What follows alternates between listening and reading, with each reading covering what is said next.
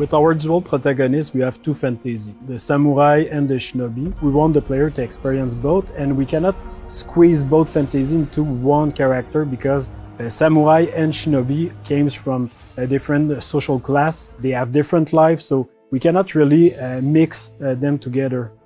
The historical character of Yasuke presented a really exciting opportunity for the narrative team. We approached it in the same way that so much of the work is done in Assassin's Creed, which is really in terms of research and history first. Not a lot is known about him, but what we did know, or we do know, is that he arrived in Japan in 1579, right when our game starts.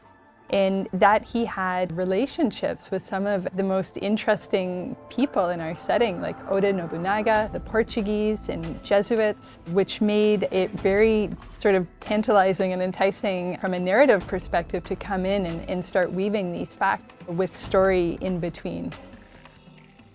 The more we read about the character, the more he was inspiring for us. He's a foreigner discovering Japan, and we thought it's the perfect fit because he's discovering Japan and you are discovering Japan also.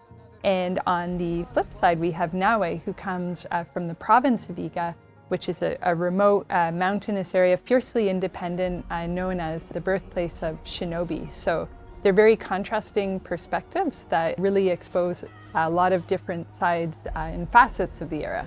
When Oda came, he completely destroyed Iga. You have Yasuke and Oda that coming to destroy the shinobi. So it can kind of create this interesting tension between two characters.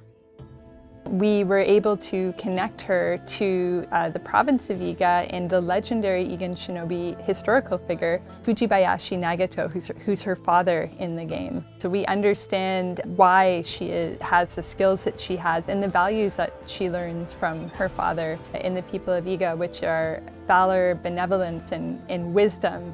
And as a young person still at the start of the game, we get to see now we acquire even more of that wisdom as the story unfolds. And if you ask anybody, it's super clear that samurai will be combat heavy and a shinobi will be stealth heavy. It creates this distinction right away.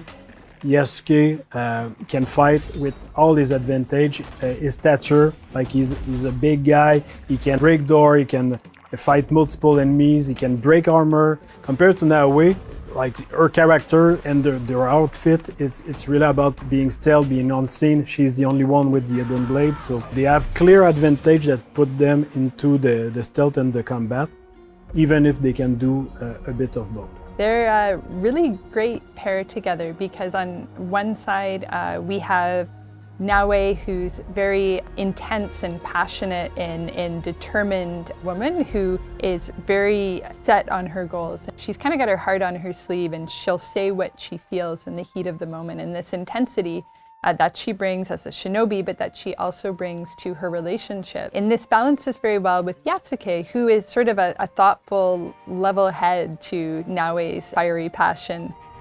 We really thought about somebody like Yasuke historically who was able to come to Japan and have the life that he did there, to enter service for Oda Nobunaga and achieve all of the things that he did. Like, what kind of person would go through all of this? So our Yasuke is very intelligent, thoughtful, and respectful of this culture that he encounters, and that makes him a very nice sort of counterpart to Naue. He's a bit mysterious as well, and that's something we get to see unfold as the game progresses.